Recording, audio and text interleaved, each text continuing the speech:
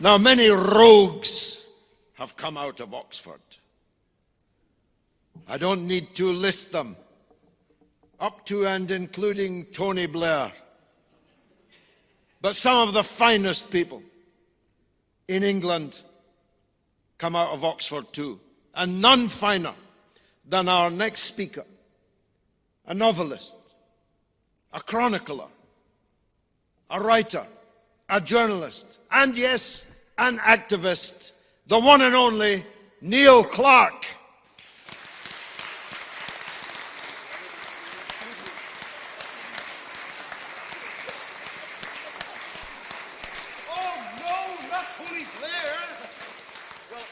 Actually, there's a change of plan. Neil Clarke's been delayed a bit, so my name's Tony, okay, and hi, I'm a peace envoy, you know. You may have heard of me. All the countries I get involved in end up being broken up into pieces. I've come here tonight. First of all, you know, congratulations to my friend George Galloway, who's announcing he's standing in Peterborough. That's the good news. The bad news is I'm going to be standing there too. No, I mean, look. I mean, you know. Imperialism. Greg Sharkey, you know, invited me tonight because he wanted, you know, imperialism on trial. He wanted somebody to put the case for imperialism, and I'm so happy to do this. I even arranged with him a cut in my usual speaking fee to just £250,000 tonight. I'm doing this, so I think there's going to be a whip round later on the audience. Imperialism. What's not to like?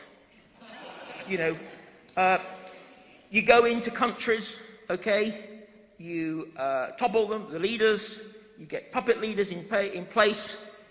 The first thing they do is they take a big loan out from the IMF, the World Bank, and then you go in and you take the assets of the country. I see it as liberation, what we do, because we're liberating the people and those countries from their assets. That's what we do, and we do it because we you know, it's about exploitation. It's about exploiting the people. I mean, it's about exploiting the country's resources, and we can do that better. You know, I mean, what's the point of having a Yugoslav national oil company or an Iraqi national oil company? Much better off if the likes of Goldman Sachs, Morgan Stanley, you know, are running the show, isn't it? Much better off. You know, and George is here. George, you know, I put it to you bluntly. Okay? If George Galloway had been British Prime Minister in 2003, we wouldn't have gone into Iraq. Can you imagine if we hadn't done that? Can you imagine where we'd be today? You know, I tell you where we'd be today. Saddam Hussein would still be there in his palace with his weapons of mass destruction, which could be assembled and launched within 45 minutes, threatening the entire world. That's where we would be today if people like George Galloway had been the Prime Minister instead of me. He wouldn't have gone into Libya, he wouldn't have gone into Afghanistan. Just think what the world would be like if we hadn't done those things, how unsafe it would be. We'd have, you know, terrorist groups putting bombs everywhere around the world. Thank goodness we've avoided that. You know, and so imperialism, I don't like to use that word. I prefer humanitarian interventionism, because that's really what we like to do. We like to intervene for humanitarian reasons. We intervened in Yugoslavia. We dropped a lot of depleted uranium on the country. You know, it's purely humanitarian what we did there. Same as in Iraq, it was humanitarian. Afghanistan, these are all good humanitarian ventures. And that brings us to Julian Assange. You know, I really don't get Julian Assange.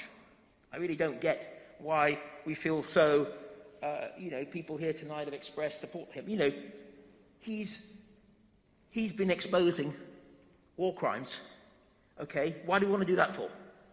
Because if you expose war crimes of Britain and America and our allies, you're going to make it harder for us to do these liberations and these humanitarian interventions. So he's getting in the way of operations like the Iraq War, the Afghanistan War, making it more difficult for people like me and David Cameron and Theresa May, these great leaders, to take us to war. So I think Julian Assange, I think he should be, really, it's really bad what he's doing. I've been in Waitrose, I go to Waitrose. I know George is not a huge fan, but, I'm hoping he'll come along to the Peterborough Waitrose. We can talk about how we can block Brexit together there and all the rest of it. What have I got in Waitrose? Just want to show you. Now, these leaks are okay.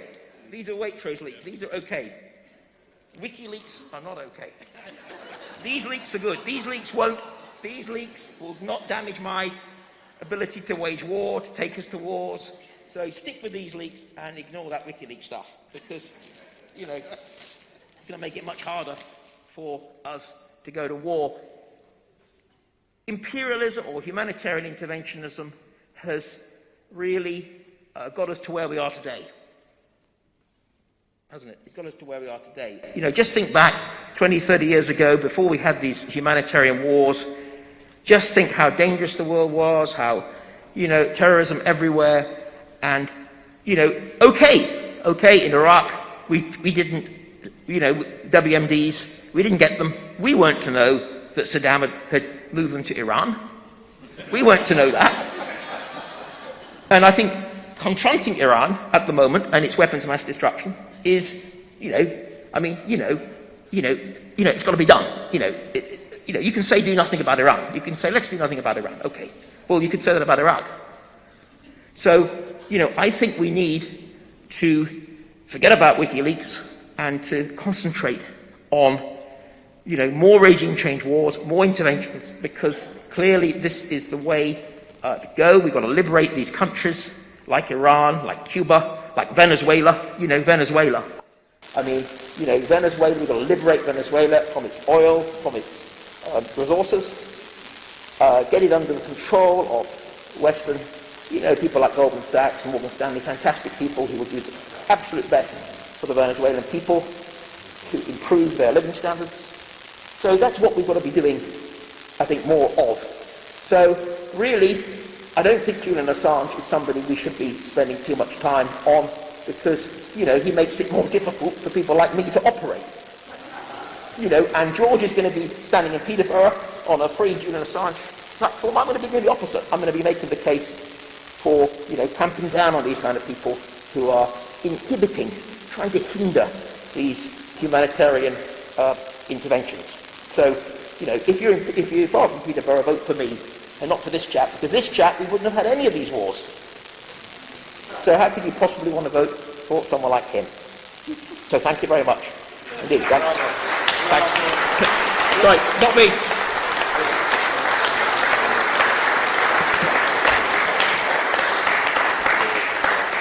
So that's our friend Tony. Getting a little bit serious now. I think it is the case, as George said earlier, in fact, and that there's something wrong. Whether you're left, right, in the middle, whatever, there has to be something wrong when you've got the people who planned and orchestrated these terrible wars, illegal wars, from Yugoslavia onwards, who are free, made lots of money, incredible lots of money, they're free, and the guy who published information which we had a right to know about these wars and other things is in jail. That cannot be right. Whether you're a socialist, a leftist, liberal, whatever you call it, you just know it's wrong. And that is the key point. Now, Julian Assange, I wrote an article about him called Julian Assange and the Tale of Tobermory. I don't know if anybody's read this story. Tobermory, one of my favourite writers, H.H. Munro, otherwise known as Saki, a wonderful Edwardian comic writer who was bang on the money. And his books are so relevant today. Tobermory was a cat that a guest at one of these stately homes or posh houses taught to speak. And Tobermory was telling the guests, the lord and ladies, about the secrets that he'd heard about the cook and the people in the kitchen, servants, etc.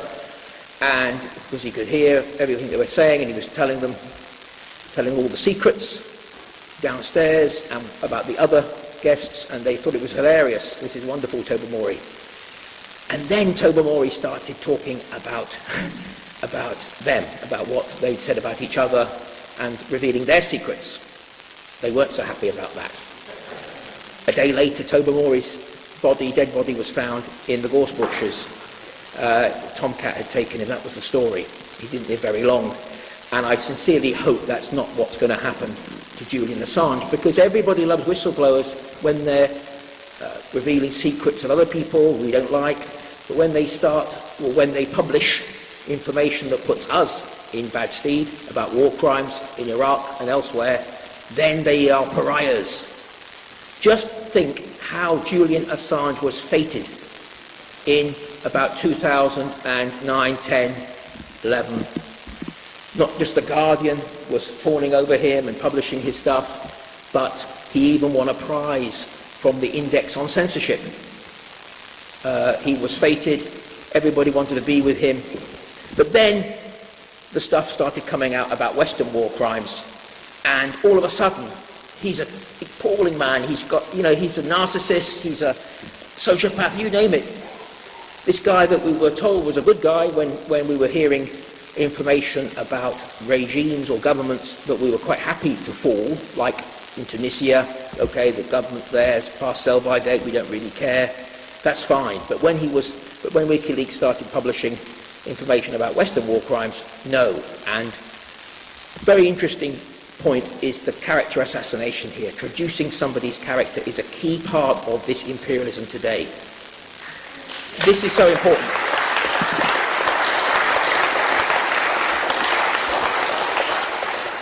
I've had it done to me. I've been called a lot of things, many of them defamatory. George has suffered more probably than any political figure in Britain until Jeremy Corbyn came along and became leader of the Labour Party, and we all know what's happened there. You know, everything, you're a racist, you're an anti-Semite, you're far right, you're far left, you're a Stalinist, you're a fascist, all in sometimes just the one article. You're a genocide denier, you're this, and so this is how it works. And the smear campaign against Julian Assange has been very interesting to analyse as a journalist, because I think Craig Murray made this very good point. Political correctness misused political correctness has played a part to try to prevent the left from coming to Julian's defence, to try to divide the left. And these charges of which are, of course, were never brought. Correction, I'll correct myself. They were never brought, the charges regarding the Swedish case. The allegations, I should say, yes, thanks. These allegations were there. And for me, one of the key revelations, I was speaking to Alexander just earlier, were the leaked CPS, Crown Prosecution Service emails to the Swedish, to say to the Swedish prosecutors, don't you dare get cold feet. That was the actual statement. Don't you dare get cold feet and drop this case. Money isn't an object. And this is quite extraordinary. Anybody who doubts this is political, just think about this. If this man, if he hadn't been connected to WikiLeaks, do we think the CPS would be sending emails to Sweden to say, don't you dare drop this case, don't get cold feet, money's no object? This had been a member of the public with no connection to politics, and this same scenario played out regarding these allegations, we wouldn't have got these emails. So that tells us clearly this is political. And once that's there, the allegations, as we said earlier, we're in this stage now where just to accuse somebody of something is taken as guilt. This is the terrible position we're in at the moment.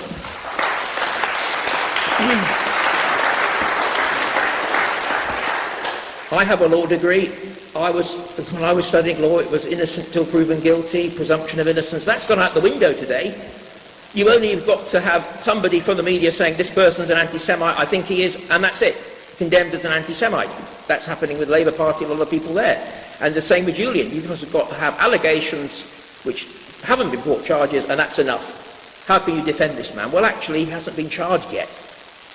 You know, let alone being found guilty of this. And yet it's still meant to be a toxic allegation that is meant to try to push people away from supporting him. So that's, yes, exactly, and that's where we're in today. We got that, and that's a very unhappy development, that we've lost sight of this innocent till proven guilty, of the presumption of innocence all the way through. Just finally, just to wrap up, I just want to say that to end on a positive note, what we can do, what is to be done, to quote a famous Russian of about 100 years ago, who got things done. What is to be done? Emmy was saying, MPs, writing to the MPs, the one positive to take from this, what's happened to Julian, is that it's happening in a year when there very likely or possibly be election. We've got Euro elections coming up, we've got local elections tomorrow. A lot of politicians are feeling very nervous now about their seats with the volatility of the British political situation, the Brexit party being formed, etc., etc. So these MPs, a lot of them will be vulnerable, will be thinking, oh my God, there could be elections soon. It's a very good time, as Emmy said, if everybody in this room writes to their MP tomorrow, just emails their MP, what's your position on Julian Assange? Very interested to know. To let the MPs know that this matters to us. That's so important. And if you think, oh well, letters to MPs don't really matter, they just ignore us, I just want to end on one thought. Think back to, I think it was 2013, wasn't it, when we looked very much as if we were going to be bombing Syria at the behest of the US. In August 2013, there were allegations of chemical weapons attacks at the Syrian government, and we were building up. This was it, Iraq war again. We have to do something. We've got to get involved. We've got to intervene. And MPs had an unprecedented mailbag then. There was the public mood was so against that. And I'm not saying that was the sole reason why the House of Commons and the Labour Party, in particular the Labour Party, unexpectedly voted against going to war, against airstrikes at that moment. Ed Miliband was the leader. Peter Oborne, my friend, the journalist, said that whatever you think about Ed Miliband, that was Labour Party voting against that was very, very important in the great scheme of things. And that, I think, was largely to do with a very big mailbag a lot of MPs got at that moment. So it can make a difference. We have to make our voices heard on this. And you knew it mattered because just the reaction from the neocon liberal interventionist lobby after that vote, the anger that there was. I remember reading pieces by Andrew Roberts, the historian. I think he said it was the most shameful moment in Parliament since Munich, since that appeasement. Nick Cohen was apoplectically raged. I mean, he always is, but he was even more angry that weekend about this failure to bomb. Ray McGovern, who was on the Crosstalk programme, said that he was in a TV studio with a couple of, I think it might have been Paul Wolfowitz, one of the couple of neocons in America, and they were so unhappy of feeling as if a close family member had died. It really hit the neocon war lobby hard, that failure to bomb, because they knew that was the key moment in the Syrian conflict. Had Britain bombed with the US at that moment, we could have had, Al-Qaeda, ISIS, in Damascus. Very different story how it happened, and that would have been another successful operation for the people we're talking about, the war lobby, the endless war lobby. And it was checked. Yes, it was an awful conflict, and nobody wants to deny that, but they didn't get their way in Syria. It was stopped. So it's not infallible. As our speaker earlier for WikiLeaks said, empires don't last forever. There comes a point where they go too far. You could say Aleppo was the Stalingrad of this empire. My friend John White and I both argued that. And so Julian Assange's case is political, and it is incredibly important, really, what happens from now in. So don't be disheartened by today's news. The fight is far from over. What's happened is an injustice when he is imprisoned while others who have committed incredible crimes are free. But if we stick together and if we campaign, we get behind George in his campaign in Peterborough, we all get behind that, and we get behind other MPs who take the same line. People like Chris Williamson has come out in defence of Julian Assange. Get behind these people. We are the many, they are the few. Don't forget that. Thank you.